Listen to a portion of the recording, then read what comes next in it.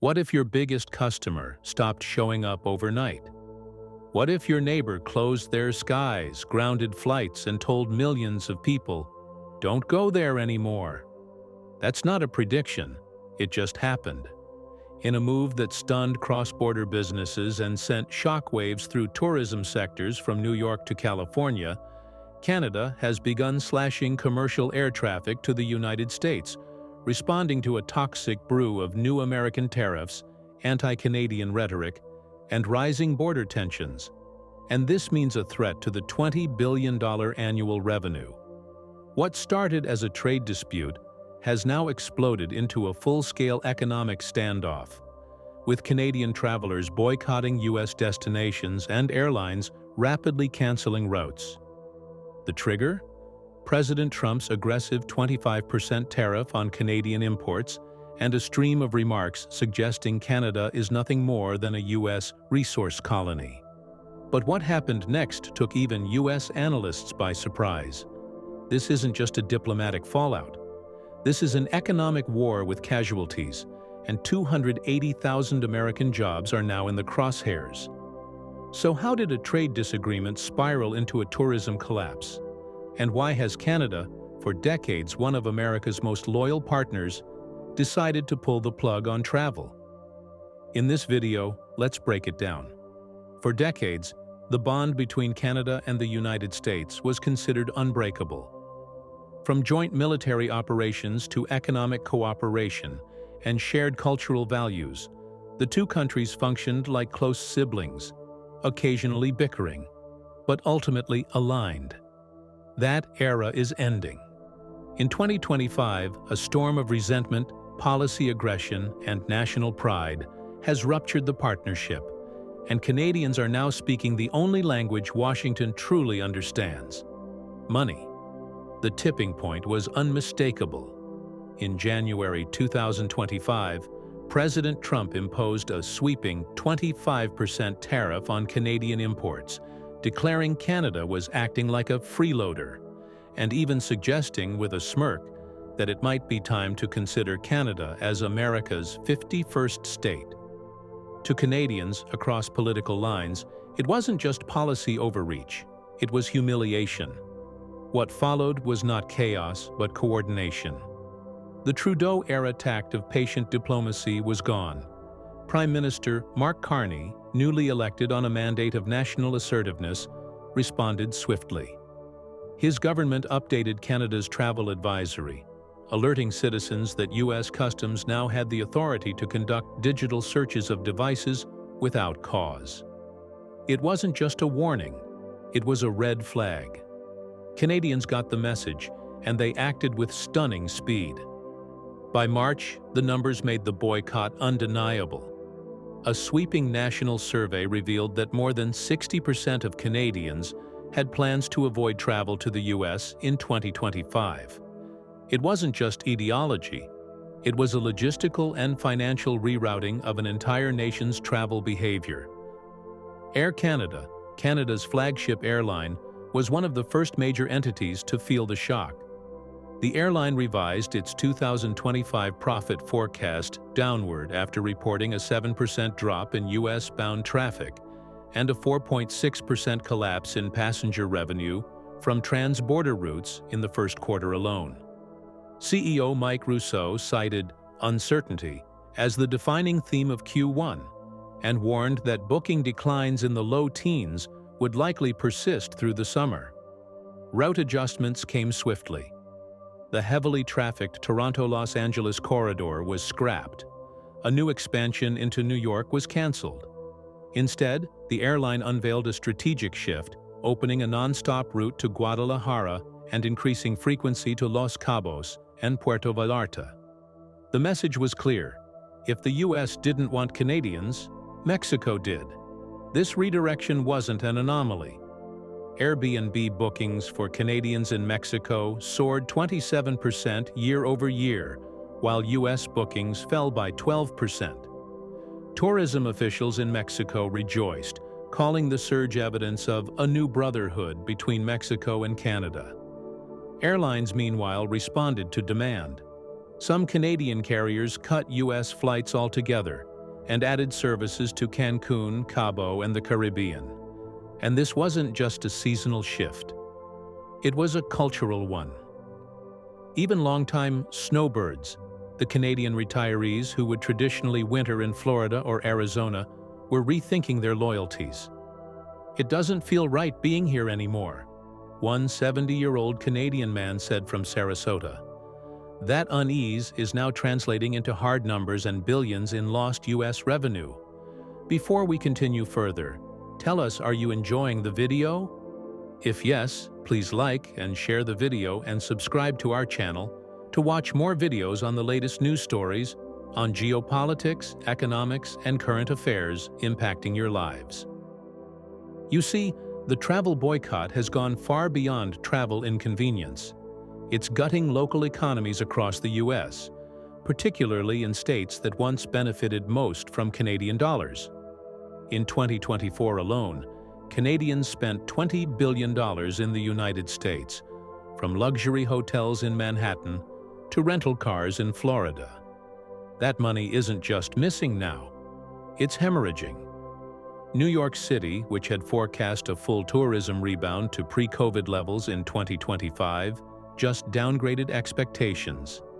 Instead of 67.6 million visitors, the city now expects only 64.1 million, with more than half of the shortfall tied to the decline in Canadian tourists.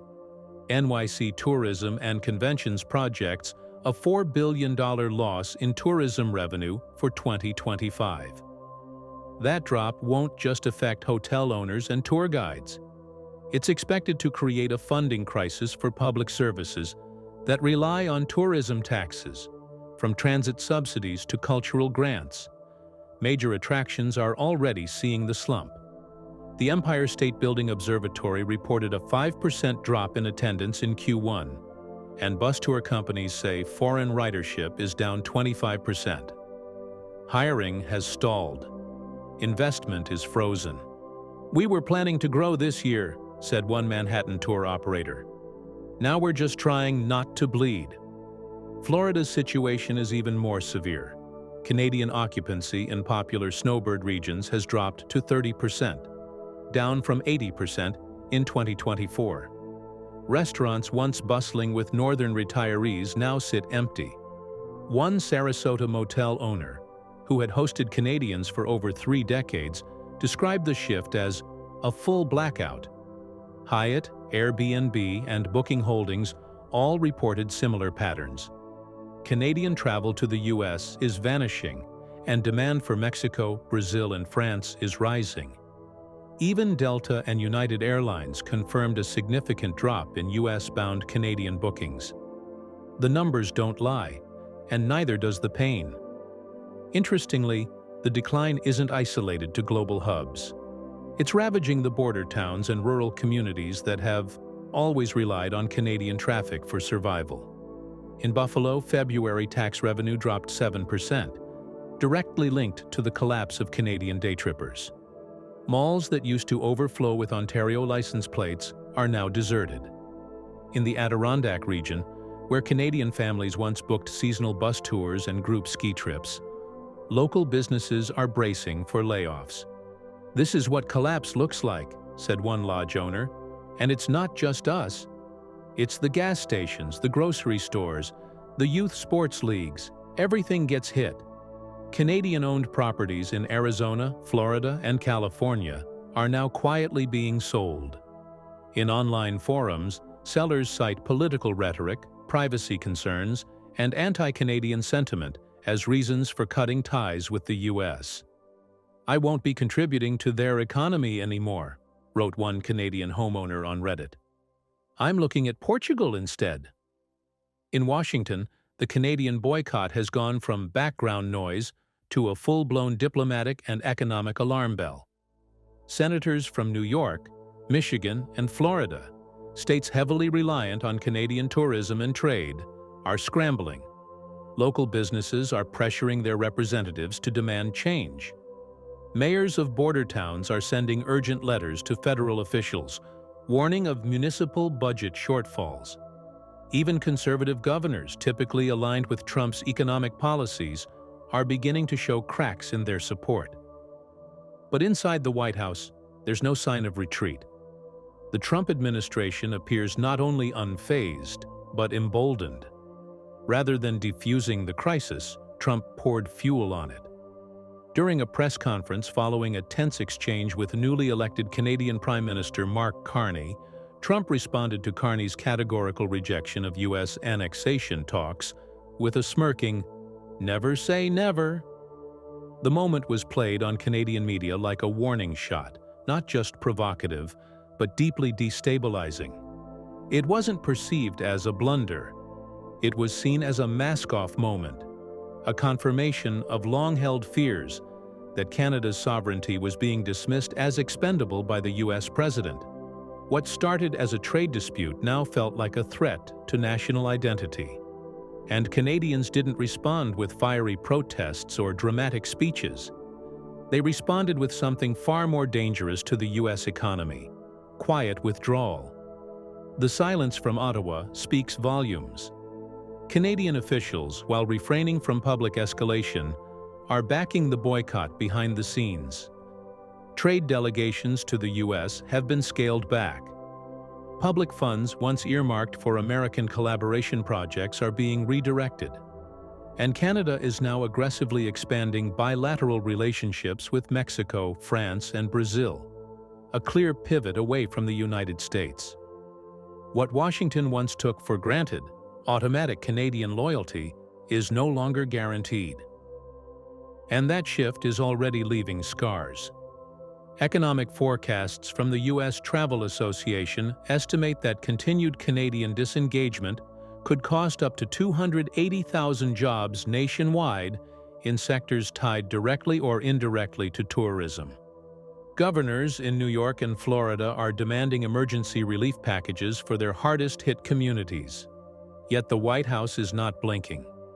The administration continues to brand the tariffs as a defense of American strength, refusing to acknowledge the rupture happening just north of the border.